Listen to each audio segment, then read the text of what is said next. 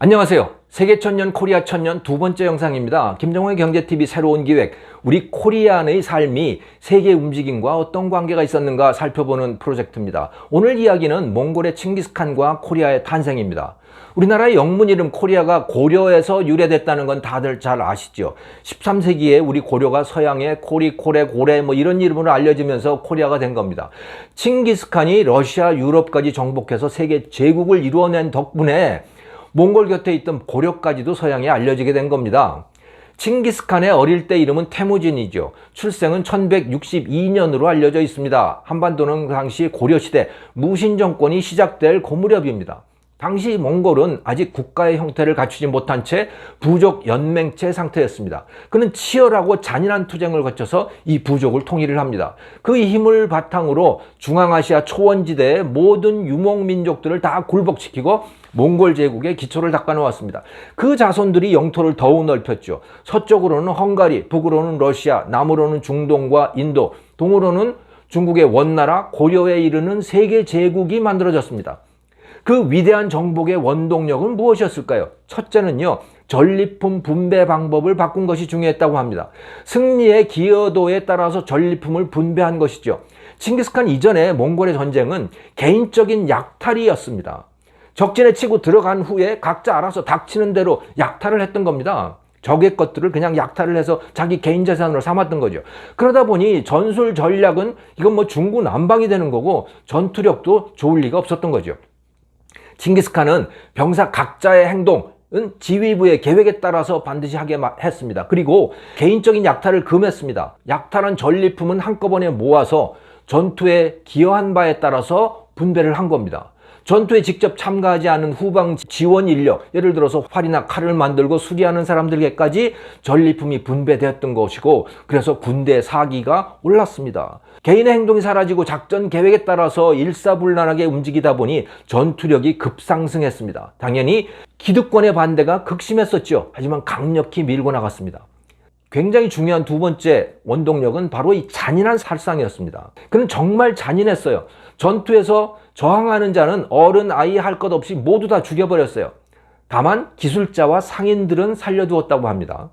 14세기 이란의 역사학자 라시드 알딘의 기록에 따르면 페르시아 메르브 지역에서 70만 명, 니샤푸르 지역에서 100만 명을 죽였다고 합니다. 몽골이. 페르시아 전체 인구 250만 명이 있었는데 전쟁이 끝난 후에 25만으로 줄어버렸대요.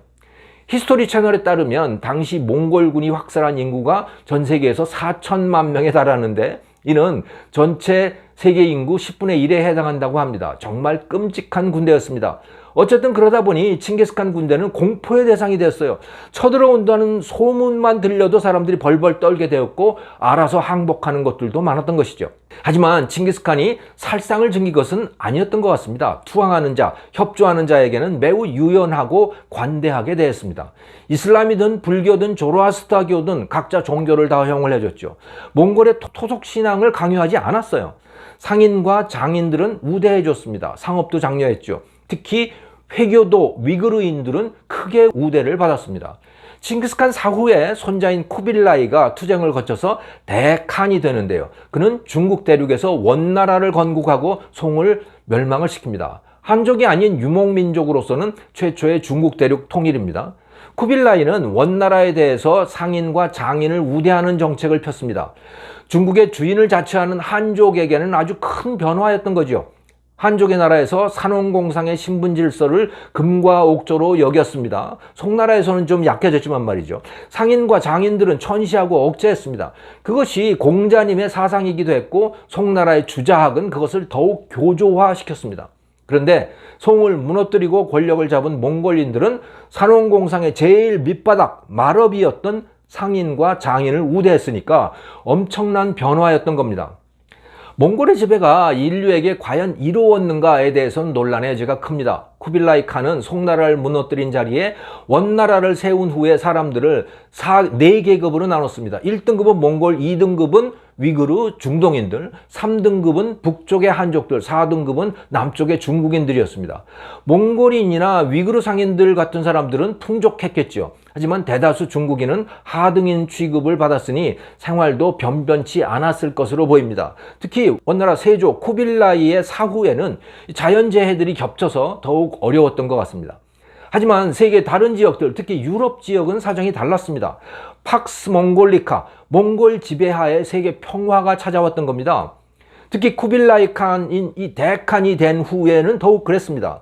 여인이 금부치로 치장을 하고 밖을 돌아다녀도 강도를 당하지 않는다라고 하는 말이 있을 정도였습니다. 여행이 이렇게 안전해지다 보니 실크로드의 역할도 최고조에 달하게 됩니다. 실크로드란 중국의 장안, 지금의 시안에서 파미르 고원 같은 데를 거쳐서 중동, 터키 등에까지 이르는 길을 말하는데요. 한나라 때에 이 길이 열리긴 했지만 그 중간에 수많은 나라와 부족 그리고 사막들을 거쳐야 했기에 위험하고 매우 힘든 길이었습니다. 보통 사람은 다닐 수 없는 길인 거죠. 그 전체의 길을 장악한 몽골 제국은 30 내지 40km마다 역참이라고 하는 걸 만들어서 여행자들의 안전과 편의를 보장해 줬습니다. 상인들에게는 패자라고 하는 통행증, 여권 비슷한 것을 지급을 하고 사신들처럼 역참을 이용할 수 있게 해줬어요. 보험 기능을 하는 일종의 공제조합 같은 것도 만들었고 저리로 융자도 해줬다고 합니다. 국제무역상인 이 캐러반들의 사업 실패 위험을 완화해주기 위한 조치들이었던 거죠. 이처럼 국제무역의 호의적인 환경이 조성이 되니까 중국과 인도, 중동, 또 중국과 유럽 사이의 무역이 활기를 띠게 되었습니다. 중국의 실크와 도자기, 종이, 또 인도 아랍의 향신료 이런 상품들이 대거 서양으로 넘어갔습니다. 중국으로는 유럽과 아랍, 인도에서 말, 유리제품, 면화, 면직물 이런 것들이 또 수입이 됐습니다. 당시의 무역이 어떠했는지 보여주는 침몰선이 1975년 신안 앞바다에서 발견됐는데요. 1323년 여름 중국의 경원, 칭위엔에서 출발을 해가지고 일본으로 향하던 무역선이 신안 앞바다에서 침몰이 된 겁니다.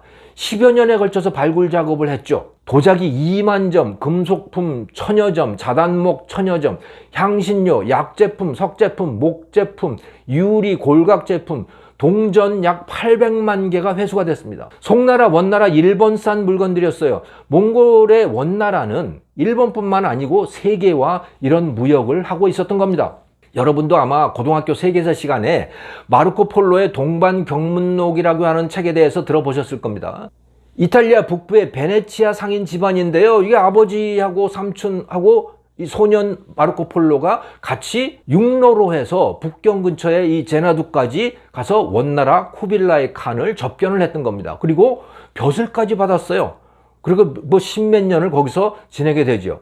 근데 그 여정이 말이죠. 24,000km인 거예요. 이것을 걸어서 갔던 겁니다. 대단한 여정인데 몽골의 지배하에 평화가 찾아왔기 때문에 가능했던 일인 거죠. 몽골 이전에도 실크로드가 존재하긴 했지만 같은 사람이 동일인이 전체 여정을 다 완수하는 것은 거의 불가능했어요. 하지만 이 시기에는 몽골 제국의 보호 덕분에 실크로드가 활짝 열릴 수 있었습니다. 요즘식으로 말하자면 글로벌 무역 네트워크가 열린 겁니다. 그 덕분에 유럽인 이 귀족들은 비단 옷을 입고 중국산 도자기로 집을 장식하고 인도산, 중동산 이 향신료의 맛을 들여가기 시작했던 겁니다. 베니스의 상인들은 실크로드를 거쳐서 온 그것들을 유럽 귀족에게 공급을 해서 부자가 됐습니다. 나중에 15세기가 되면서 포르투갈과 스페인 선원들은 배를 타고 바다를 통해서 인도와 중국의 향신료, 비단, 도자기를 찾아 나서게 되는 겁니다. 중국으로도 당연히 많은 것들이 들어갔습니다. 이탈리아의 유리공예품, 중동산 말, 인도산 면직물, 목화 이런 것들이 중요한 품목이었죠. 그 목화가 본격적으로 원나라에 보급되기도 했습니다. 몽골 제국은 우리에게도 큰 영향을 줍니다. 문입점 선생이 들여온 그 목화씨 바로 원나라 것이었습니다. 덕분에 그전까지 우리는 주로 삼배만 입어야 했던 코리안들이 보온이 잘 되는 무명 옷을 입게 되었고 솜니불도 덮기 시작했습니다. 코리아라는 이름 자체가 실크로드 덕분에 생겨났습니다. 1245년 교황의 친서를 들고 몽골을 방문했던 이탈리아 수도사 카르피니가 몽골 황제의 궁에서 거란과 솔랑게스의 왕자를 만났다, 이런 기록을 남깁니다. 몽골인은 아직도 우리나라를 솔롱고스라고 부르는데요, 카르피니는 그것을 솔랑게스로 알아들었던 모양입니다. 이 땅에 대한 서양인의 최초의 기록인 것으로 보입니다. 그 후에 고려는 코레, 코리 이런 이름으로 불리다가 나라 이름 뒤에 A자를 붙이는 이 라틴어의 전통에 따라서 코리아가 됩니다. 진나라 때 서양에 알려진 중국이 춘에다가 A를 붙여서 차이나가 되었듯이 고려가 코리아가 된 것입니다. 몽골은 우리의 한글과도 큰 관계가 있다고 합니다. 15세기 성호 이익 선생의 사상을 담은 책 성호사설에는 언문이 원나라의 파스파 문자를 본받아 만들어졌다, 이렇게 써 있습니다. 언문이란 훈민정음을 낮춰 부른 말입니다. 파스파 문자는 원나라의 세조 쿠빌라이 칸의 지시를 받아서 티베트 출신 국사 파스파가 몽골어를 표현하기 위해서 만든 글자입니다. 이것이 170년 후에 세종대왕에게 조선어를 표기하기 위한 글자 창제라고 하는 영감을 줬던 것이죠. 논란의 여지가 있긴 하지만 전혀 근거가 없는 말은 아닌 것 같습니다. 코리아라는 나라 이름에서부터 목화시 또 훈민정음을 위한 영감, 14세기의 몽골은 오늘날의 우리에게까지 큰 영향을 미치고 있는 것 같습니다. 실크로드로 많은 상품들과 발명과 종교와 사상이 옮겨 다녔지만 병균도 같이 퍼졌습니다.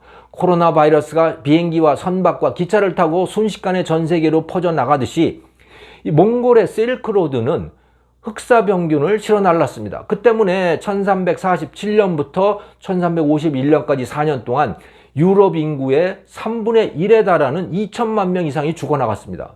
중국 역시 수많은 사망자를 냈고 사회 질서를 흔들었습니다. 몽골의 지배력도 약화됐죠.